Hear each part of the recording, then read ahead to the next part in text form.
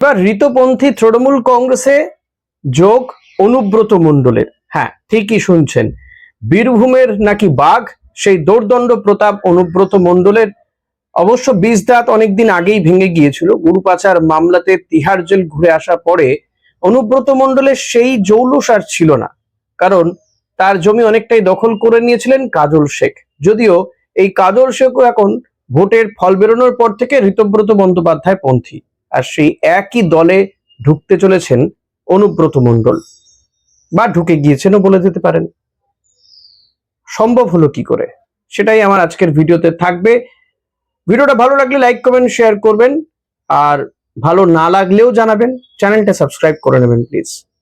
অনুব্রত মণ্ডল একটা সময় তিনি মাছ ব্যবসায়ী ছিলেন, তারপর সেখান থেকে তৃণমূল কংগ্রেস মমতা বন্দ্যোপাধ্যায়ের হাত ধরে তার কি প্রতাপ, বীরভূম জেলার সভাপতি ছিলেন। অনুব্রত মণ্ডলকে যেমন মমতা বন্দ্যোপাধ্যায় দেখতেন, তিনিও মমতা বন্দ্যোপাধ্যায়কে দেখতেন। বীরভূমের পঞ্চায়েত থেকে শুরু করে কিংবা বিধানসভা লোকসভার আসনগুলো প্রায় প্রতি নির্বাচনেই তিনি মমতা বন্দ্যোপাধ্যায়ের হাতে দায়িত্ব নিয়ে তুলে দিতেন। বিতর্ক তাকে নিয়ে কম ছিল না, কখনো গুড় বাতাসা কিংবা কখনো পুলিশকে গুলি করার হুমকি, এই সমস্ত তো ছিলই। তো মমতা বন্দ্যোপাধ্যায় তার ঢাল হয়ে দাঁড়িয়েছেন, একের পর এক তিনি উবাচ দিয়ে গিয়েছেন বা বক্তব্য রেখেছেন, সংবাদ মাধ্যমে হেডলাইন হয়েছে। অনুব্রত মণ্ডলের গায়ে কেউ টাচ করতে পারেননি। তিনি পুলিশকে গুলি করার নিদান দেন। মমতা বন্দ্যোপাধ্যায় বলেন তার মাথায় অক্সিজেন কম ঢোকে। যিনি মমতা বন্দ্যোপাধ্যায়কে দিদি আর মমতা বন্দ্যোপাধ্যায় যাকে ভাইয়ের মতন স্নেহ করতেন বলতেন অনুব্রত মণ্ডল তিনি নিজেই, সেই অনুব্রত মণ্ডল এবার দিদির আঁচল ছেড়ে দাদার পাজামা ধরছে বা পাঞ্জাবির খুঁটি ধরে ঘুরবেন। হ্যাঁ, অনুব্রত মণ্ডলও ঋতব্রত বন্দ্যোপাধ্যায়ের শিবিরে। কিন্তু কেন? দেখুন, অনুব্রত মণ্ডলের পাওয়ার আর কিছু কি আছে? তৃণমূল কংগ্রেসে থাকাকালীন, মানে মমতা বন্দ্যোপাধ্যায়ের সঙ্গে থাকাকালীন জেলা সভাপতি ছিলেন, কিন্তু কোনোদিন কোনো নির্বাচনে তিনি প্রার্থী হননি, সাংসদ, বিধায়ক, এমনকি পঞ্চায়েত প্রধানও হননি। তা সত্ত্বেও তার প্রতিপত্তি কম নয়। কালী পুজোতে বিরাট আকারে পুজো হয়, প্রচুর সোনা দানা দেওয়া হতো মা কালীকে।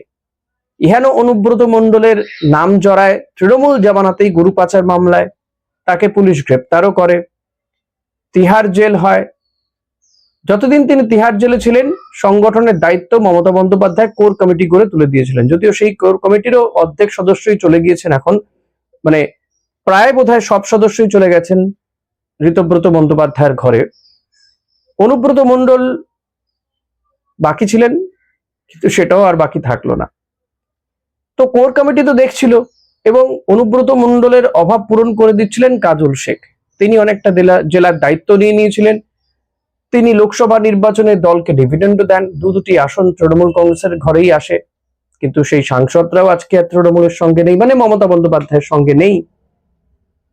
এখন অনুব্রত মণ্ডল তিনিই ছিলেন, কিন্তু তিনিও চলে যাচ্ছেন বা চলে গেলেন এই ঋতব্রত বন্দ্যোপাধ্যায়ের শিবিরে। বাঘে ঘুরতে এক ঘাটে জল খাবে।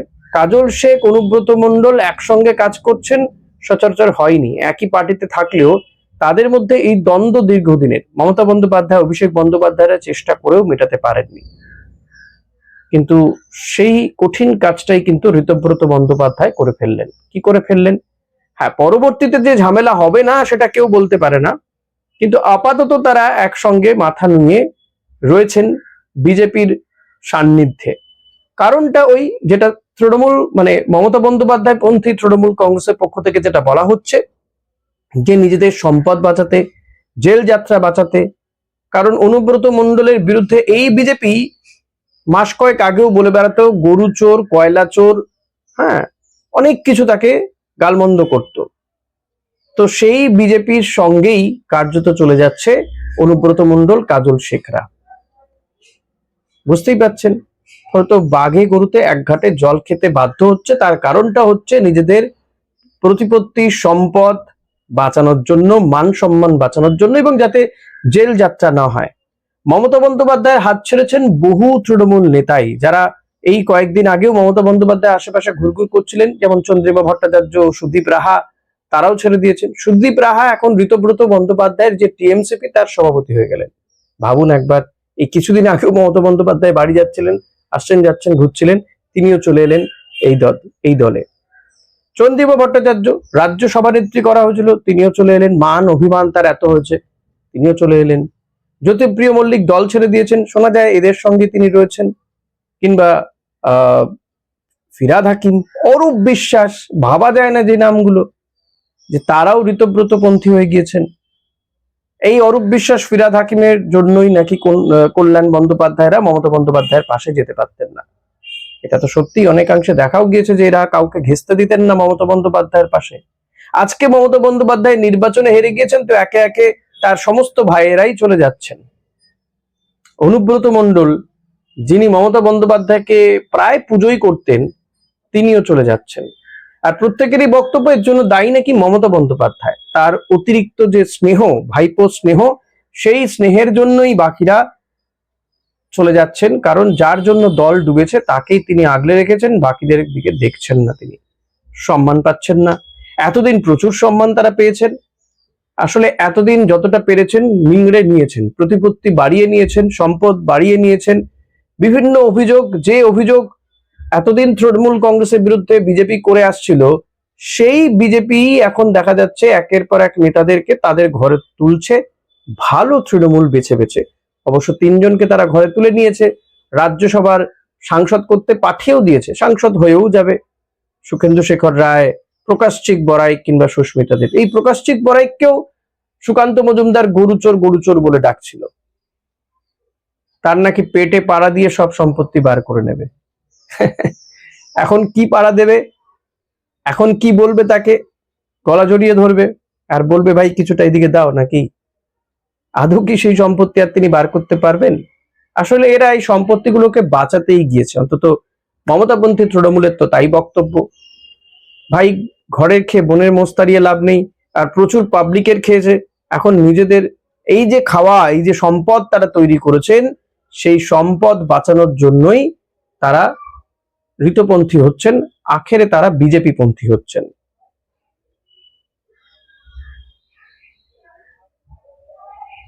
আগামী দিন আর কি দেখতে হবে? অভিষেক বন্দ্যোপাধ্যায়, তিনিও কি থাকবেন মমতা বন্দ্যোপাধ্যায়ের সঙ্গে? এটাও তো আশঙ্কা হচ্ছে। আমি জানি না, আপনাদের কাছে উত্তর থাকলে অতি অবশ্যই কমেন্ট বক্সে জানাবেন। মজাও লাগছে বিষয়টা একটা কমেডি হয়ে যাচ্ছে না? পলিটিক্যাল সার্কাস চলছে। যত না বেশি শাসক দলকে নিয়ে কথা হয়, তার থেকে অনেক বেশি কথা হচ্ছে বিরোধী দলকে নিয়ে, তৃণমূলকে নিয়ে। এবং ওই মুকুল রায়ের কথাটাই মনে পড়ে যাচ্ছে, যাহা তৃণমূল তাহাই বিজেপি, তাই না? ভালো তৃণমূল সংজ্ঞা পাওয়া গেছে, ভালো তৃণমূল। আপনি ভেবেছিলেন বিজেপির সরকার হবে, দেখুন ঘুরে ফিরে তৃণমূলের সরকারই থাকছে, হয়তো ওপর থেকে দুজন একজনকে ছেটে ফেলে দেওয়া হয়েছে। Interesting, very interesting. কমেন্ট করবেন প্লিজ। Thank you.